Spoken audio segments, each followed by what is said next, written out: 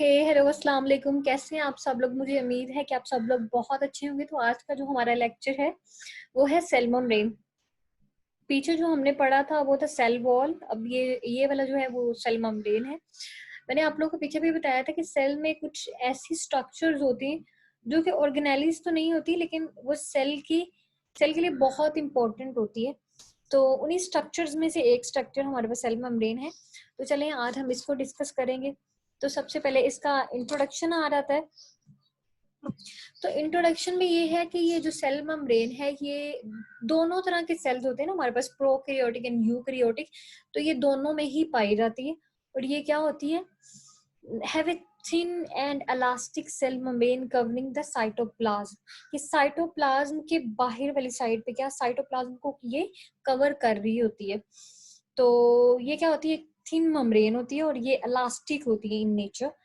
तो ये दोनों तरह के सेल्स में पाई जाती है। प्रोकैरियोटिक एंड यूकैरियोटिक सेल दोनों तरह में पाई जाती है। और ये साइटोप्लाज्म के बाहर होती है और ये थिन होती है और इलास्टिक होती है। इसके बाद इसके हमारे पास फंक्शंस आ जाते हैं कि ये क्यों है, ये कौन से फंक्शन सेल में परफॉर्म करी, इसकी प्रेजेंस की वजह क्या है। तो इसके फंक्शंस में सबसे पहले हमारे पास आ जाता है self membrane function as a semi-permeable barrier allowing a very few molecules across it while fencing the majority of chemical inside the cell।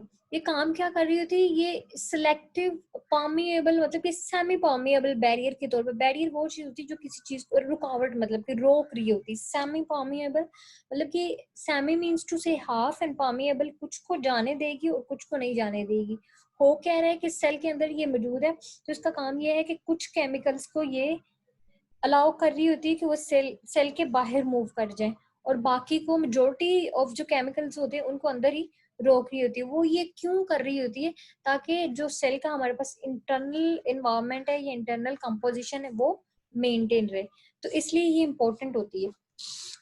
इसके बाद आ गया in addition to this vital role cell membrane can sense the chemical messages and can identify other cell.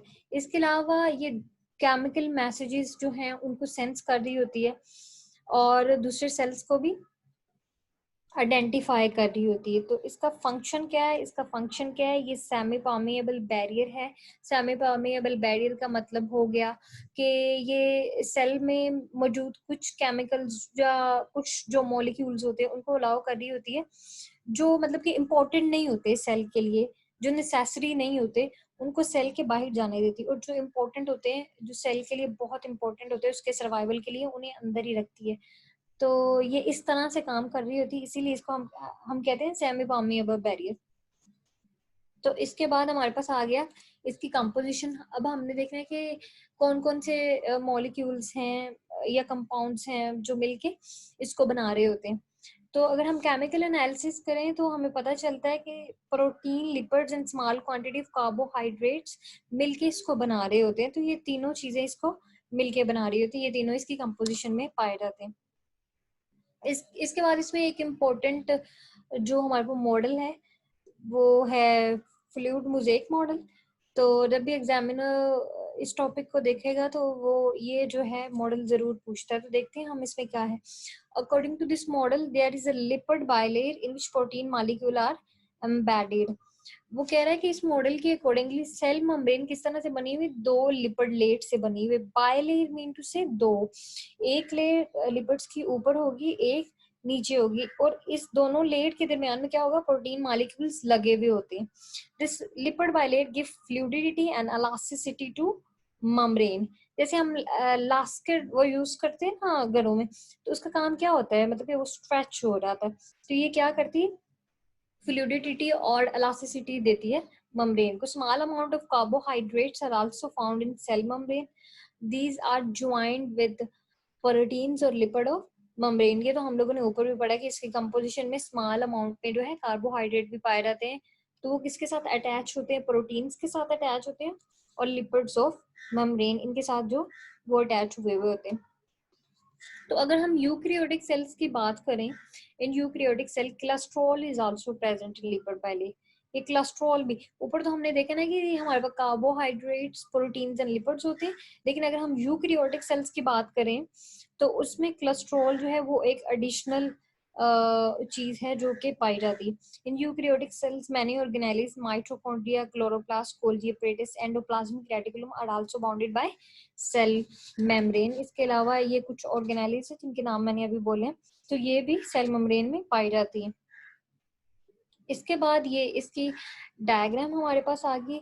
अब diagram को आप लोगों ने गौर से देखना है। ये दो मेम्ब्रेन है, ऊपर वाली जो ये है, ये जो यूं करके बने हुए ना नीचे, ये टेल है इनकी, ये लिपिड मॉलिक्यूल्स हैं सारे, ये मिलके क्या बना रहे हैं, एक लेयर बना दी उन्होंने।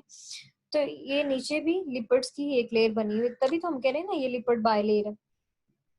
और ये कार्बोहाइड्रेट लगे हुए हैं। ये जो हमारे पास पर्पल में है ये क्या है, ये प्रोटीन्स है। और ये देखो ये दोनों कोलेस्ट्रॉल, तो ये इसका हाइड्रोफिलिक हेड है और ये इसकी हाइड्रोफोबिक टेल है। हाइड्रोफिलिक मीन वाटर लविंग और हाइड्रोफोबिक मीन वाटर रिपेलिंग। वो ये जो टेल है ये वाटर को रिपेल करेगी और ये हाइड्रोफिलिक हेड का मतलब ये वाटर को अपनी तरफ अट्रैक्ट करेगा, ये वाटर को अब्सॉर्ब करेगा। तो ये ग्लाइकोप्रोटीन्स, जब ग्लूकोज और प्रोटीन आपस में मिलते हैं तो क्या बनाते हैं, ग्लाइकोप्रोटीन बनाते हैं। तो ये प्रोटीन के इधर नाम भी दिए हुए हैं, बेसिकली हैं सारी प्रोटीन्स ही। तो ये सारे कंपोनेंट है, ये इसकी कंपोजिशन है और ये इसके स्ट्रक्चर है कि ये किस तरह से बनी हुई होती है मेम्ब्रेन। तो आज के लेक्चर में हमने पढ़ा कि सेल मेम्ब्रेन का फंक्शन क्या है, इसकी कंपोजिशन क्या है, और फिर फ्लूइड मोज़ेक मॉडल क्या है। ये मॉडल भी इम्पोर्टेंट है। तो आई होप आप लोगों को इस लेक्चर की समझ आई। अगर आप लोगों को इसकी समझ आए तो काइंडली मेरी वीडियो को लाइक करें, कमेंट करें और मुझे सपोर्ट करें and subscribe to my channel. Thank you so much. अल्लाह हाफिज।